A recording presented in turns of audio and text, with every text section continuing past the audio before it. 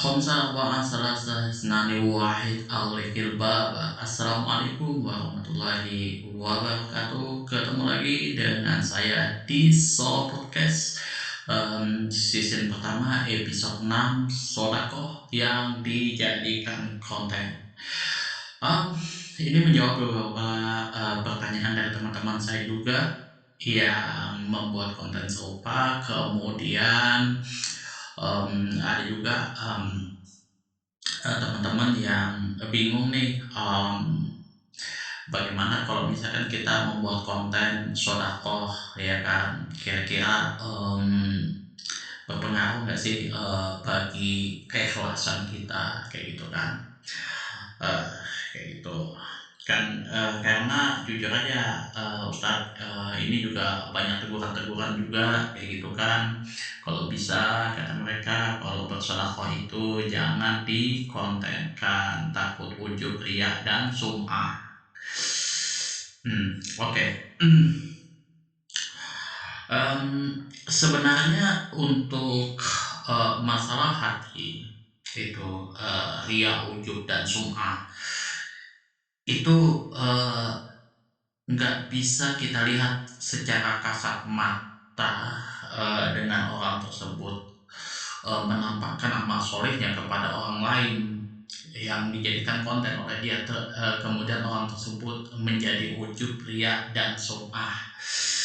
Tapi pada intinya sih kita baca dulu hadis-hadis Rasulullah Shallallahu Alaihi Wasallam dan firman Al-Quran dan hadis, ya, masalah hal tersebut. Wa rajulun tasaddaqa bi shadaqatin fakhfaha hatta la ta'lama shimaluhu ma sana'at yaminuhu. Ini hadis yang diriwayatkan oleh Abu Hurairah radhiyallahu anhu dari Rasulullah Shallallahu alaihi wasallam. Dan seseorang yang bersedekah itu lalu ia menyembunyikannya hingga tangan kirinya tidak mengetahui apa yang dilakukan oleh tangan kanannya. Ini yang biasa kita dengar, ya kan. In tubdu shadaqati fana'imma hiya fa in tufuha fatu'tuhal fuqara'i fahuwa khairul lakum. Jika kalian menampakkan sedekah kalian, maka itu lebih baik sekali. Maka itu adalah baik sekali, ya, baik sekali. Dan jika kalian menyembunyikannya dan kalian berikan kepada orang fakir, maka menyembunyikan itu lebih baik bagi kalian. Surah Al-Baqarah 271. Kemudian juga At-Tabrani meriwayatkan di dalam kitab Al-Kabir 1018 dari Bas bin Hakim dari bapaknya, dari kakeknya, dari Nabi Shallallahu Alaihi Wasallam bersabda, in shadaqatas sirri tukhfi'i ghadabi rabbi. Sesungguhnya sedekah yang dilakukan secara sembunyi-sembunyi itu memadamkan murka Allah Subhanahu wa taala. Kemudian Al-Imam Tirmidzi 2919 meriwayatkan dari Uqbah bin Amir radhiyallahu anhu, beliau berkata, saya mendengar Rasulullah Shallallahu alaihi wasallam bersabda, al-jahiru bil Qur'ani kal jahiri bis sadaqati wal musiru bil Qur'ani kal musiri bis sadaqati. Al-jahiru bil Qur'ani, orang yang membaca Al-Quran dengan suara keras, kal jahiri bis sadaqati, seperti orang yang menampakkan sedekahnya. Wal musir bil Qur'ani, orang yang memelangkan suara bacaan Al-Qur'annya, kal musiri bis sadaqati, seperti menyembunyikan, seperti orang yang sedekah secara sembunyi-sembunyi. Itu hadis-hadis yang ayat dan hadis yang membahas tentang keutamaan orang bersedekah atau menyembunyikan amal solehnya dari orang. Nah, makna hadisnya, makna ayat dan hadis yang sudah kita utarakan disebut itu, sedekah atau amal baik yang dilakukan secara sembunyi-sembunyi itu jauh lebih utama daripada sedekah atau berbuat amal soleh yang dilakukan secara terang-terangan. Karena yang dimaksud di sini adalah agar seseorang tersebut aman dari penyakit ujub, riya, dan sum'ah. Beda jika ia menampakkannya, eh, beda kalau misalkan seseorang yang menampakkan hal tersebut karena ada sesuatu hal yang ingin dia lakukan, yang ingin dia sampaikan, ada misi-misi tertentu. Karena pada dasarnya Ibnu Katsir rahimahullah taala berkata di sini di dalam firman Allah, in tubdu shadaqati fa ni'ma hiya wa in tukhfuha wa tu'tuhal fuqara'a fa huwa khairul lakum. Jika kalian menampakkan sedekah kalian, maka itu adalah baik sekali. Dan jika kalian menyembunyikannya dan kalian beri kepada orang fakir, maka menyembunyikan itu lebih baik bagi kalian. Dalam ayat ini menunjukkan menyembunyikan sedekah itu lebih utama daripada menampakkannya, karena bisa terjauh dari sifat riya. Kecuali memang jika ada maslahat yang kuat untuk untuk orang-orang lain mengikutinya. Nah, itu ya. Jadi kalau misalkan kita punya misi yang lain supaya orang mengikuti amal soleh kita, ya nggak ada masalah gitu. Kita ambil contoh di sini, bentar, hadis daripada Rasulullah Shallallahu Alaihi Wasallam yang masyhur ini ya, man sana sunatan hasanatan falahu ajruhu wa ajru man ya'mala biha ila yaumil qiyamah. Barang siapa yang mengamalkan suatu amal soleh dan manusia mencontohnya, maka ia akan mendapatkan pahala dan pahala orang-orang yang mengamalkannya sampai hari kiamat.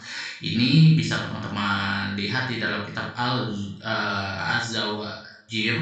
Ini kitabnya itu juz pertama halaman 118. Nah, Syekh Ibnu Utsaimin di sini rahimahullah di sini berpendapat bahwasanya termasuk kesempurnaan ikhlas adalah seseorang yang bersemangat agar tidak ada orang yang melihat ibadahnya, agar ibadahnya ke Tuhannya tidak diketahui oleh manusia, kecuali jika ia menampakkannya ada kemaslahatan bagi kaum muslimin, bagi orang Islam, seperti jika seorang berstatus sebagai pemimpin yang diikuti dan ia ingin menunjukkan ibadahnya kepada manusia agar mengambil sebagai contoh bagaimana melakukan ibadah tersebut, itu tidak ada masalah. Atau yang menampakkan ibadahnya dengan tujuan dicontoh oleh temannya, pengiringnya, fansnya, sahabat-sahabatnya, maka hal tersebut adalah kebaikan. Jadi sangat jelas sekali teman-teman ya, antara menampakkan amal baik kita dengan menyembunyikan itu tipis-tipis. Itu kita nggak bisa menghakimi karena orang tersebut sering menampakkan amal baiknya gitu, dijadikan konten dan lain sebagainya, terus orang tersebut langsung kita judge ya, nggak bisa juga kayak gitu ya. Pada intinya hadis-hadis tersebut itu memang umumnya terjadi seperti itu ya, kodrat kita pasti seperti itu ya. Kita menampakkan kebaikan kita, kegantengan kita apa supaya dilihat orang bagus, supaya dilihat jadi orang soleh dan lain sebagainya, itu umumnya ya. Tapi tidak bisa kita generalisir case per case, bahwa orang yang menjadikan konten amal baiknya itu sudah mutlak ujub, riyah, dan sum'ah. Itu hanya Allah Subhanahu wa Ta'ala yang Maha mengetahui apa yang terdapat pada hati seseorang tersebut. Nah, kalau misalkan ya, saya tuh selalu ngedukung teman-teman tuh begini. Kalau misalkan seseorang tersebut membuat konten berbagi, bersedekah dan lain sebagainya seperti itu, diikuti oleh orang-orang yang lain, pahalanya berlipat-lipat sampai hari kiamat. Dan itu ya, apa namanya, apa, hal yang bagus seperti itu. Bahkan Rasulullah SAW kalau beliau, melakukan suatu amal baik itu, beliau tampakkan kepada para sahabatnya. Artinya itu, bisa jadi wajib, wajib kayak misalkan, sholat 5 waktu, atau bisa jadi itu sunnah muakkad, kayak misalkan sholat berjamaah. Itu ada juga amalan-amalan baik yang memang Rasulullah nggak tampakkan, hanya orang-orang tertentu yang tahu, kayak misalkan contoh sholat tahiyatul masjid, kemudian sholat duha, itu hanya orang-orang tertentu itu. Jadi kalau misalkan ada misi-misi tertentu, supaya orang lain ikut ikut berbuat baik, kemudian ikut ya care dengan segala sesuatu, ya silahkan itu ya kan. Sebenarnya sih nggak melulu mesti harus um, bersodakoh kayak gitu. Misal contoh lah yang simpel aja, kayak misal um, apa ya, bersih-bersih sampah kayak gitu, dijadikan konten. Jadi misalkan, konten pertama, misal kita, membersihkan sampah di blok A, kemudian di blok B, blok C, blok D, kayak gitu kan, di perumahan PWI, kayak gitu. Itu amal ibadah kita, nantinya kalau misalkan diikuti oleh orang-orang, kayak gitu. Itu syiar juga supaya kita, apa ya, supaya orang itu care, peduli, kayak gitu dengan lingkungannya. Nah, sekarang misalkan seperti ini, kalau kita di sosial media nih, kita melihat konten-konten, ya saya kasih contoh lah Mbak Imbol yang bikin konten seperti itu ya kan, berbagi apa segala macam. Eh, oke, kita sepakat beliau itu melakukannya tidak ikhlas ya, tidak tulus, karena AdSense ya, karena ingin menaikkan view YouTube-nya. Oke, kita sepakat seperti itu. Kemudian kita hujat nih, alah itu demi AdSense aja, wah itu apa, nggak ikhlas, ujub, ria, sum'ah, seperti itu. Wah sudah, dengan kata-kata makian dan lain sebagainya di share ke orang. Ujung-ujung apa? Apa yang akan kita dapat dari itu? Nggak ada. Dan kemungkinan besarnya kita akan menjadi orang yang rugi di akhirat. Rugi di akhirat, menjadi orang yang bangkrut nantinya. Karena apa? Ya, apa ya? Ya hujatan kita itu tadi, itu yang menyebabkan kita jadi bangkrut itu. Ya apa dosanya yang dia tadi lakukan karena dia berbuat baik, karena wujud, ria, sum'ah, kita tutupin dengan pahala-pahala kita itu. Kita tutupin dengan pahala-pahala kita. Kesalahan kita adalah karena menghujat dia di sosial media, kita sebar ke orang-orang, kita permalukan dia ya kan, orang ikut juga menghujat dia. Nah, kalau misalkan amal ibadah kita, pahala-pahala kita tidak cukup untuk membayar dosa-dosa kita kepada dia nih, menghujat dia tadi, diikuti oleh orang ramai, trending video kita, ya maka dosanya Pak Imwong itu ditimpakan kepada saya. Itu dampak buruk dari kita bersosial media, mengungkap aib orang, itu ya, menghujat aib orang itu. Jadi ya kalau saya pribadi itu ya, pasti kalau misalkan ada teman-teman yang buat konten apa segala macam, kalau saya nggak suka, saya nggak tonton. Umbar aurat itu, nggak lah kalau saya tuh, karena jujur aja, kalau konten-konten kayak gitu tuh nggak ada faedahnya kayak gitu ya. Saya tuh senang yang memang bikin kepala tuh berkerut kayak gitu.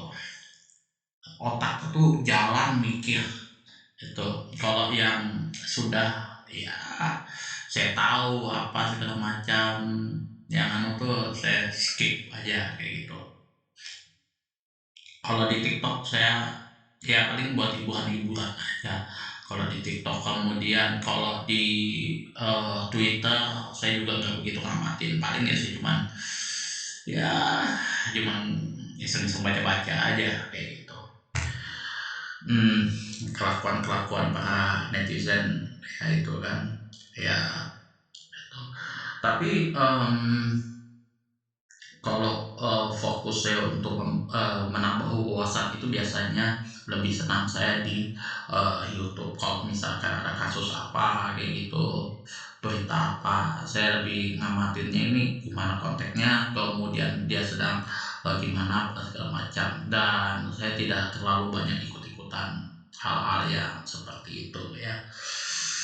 Intinya kalau misal saya toh pun menegur, misalkan, "Oh ini salah," ya itu saya tetap, tegur dengan bahasa yang halus kayak gitu. Saya nggak mau menghujat orang kayak gitu. Menegur, mengkritik beda dengan menghujat. Ataupun juga saya, mikir nih kenapa orang melakukan hal seperti ini. Ini kan kalau, ini kan sebenarnya konyol, harusnya kan dia tahu nih.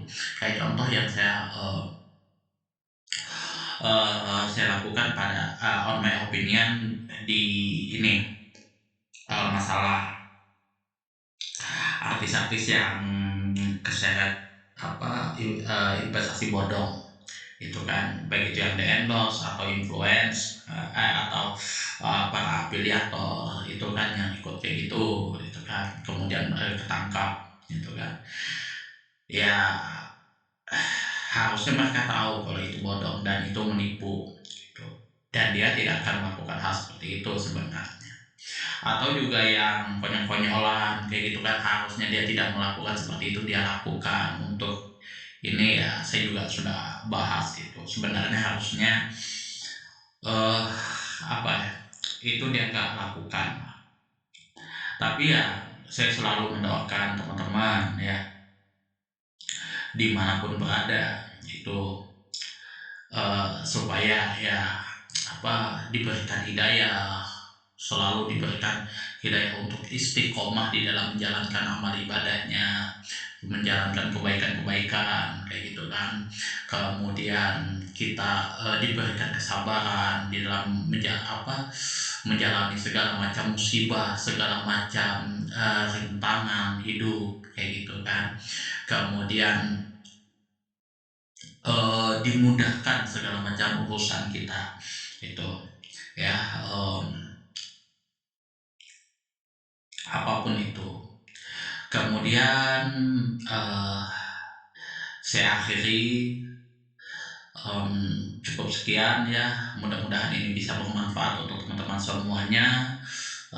Kalau misal ya apa ini memberikan manfaat untuk yang lain, silahkan di-share ke teman-teman yang lain, ke keluarga-keluarga yang lain. Apabila ada salah, kekeliruan, kemudian kata-kata yang saya tidak berkenan di hati teman-teman semuanya, saya mohon maaf yang sebesar-besarnya. Kemudian apabila ada saran, kritikan, masukan, dan juga pertanyaan, silahkan diatur di kolom komentar. Akhirul kalam, wabillahi taufiq wal hidayah. Assalamualaikum